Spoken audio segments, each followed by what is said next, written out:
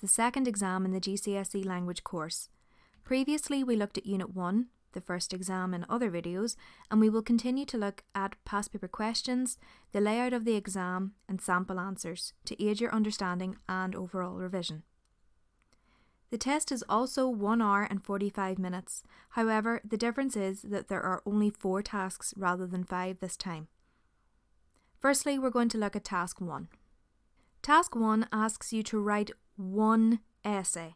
You must choose between the personal or the creative writing question.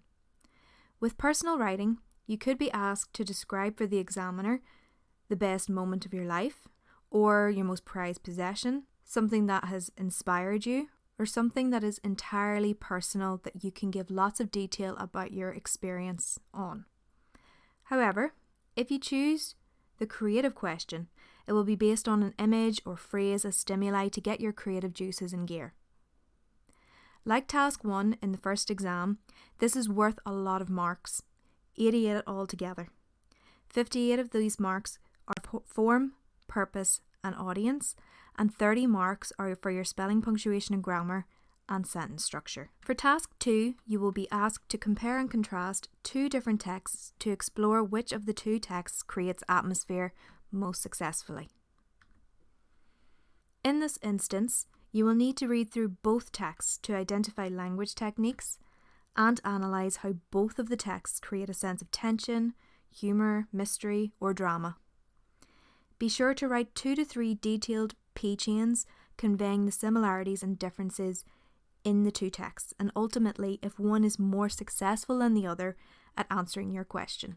Task 3 and 4 is very similar to Task 2 and 3 from your first test from Unit 1.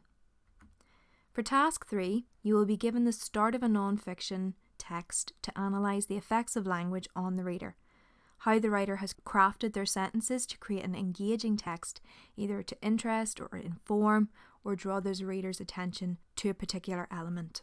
Task 4 is the later or concluding paragraphs of the same text. In this question, you'll be asked how the writer uses language to set a tone, an atmosphere, or an emotion such as tension, negativity or excitement.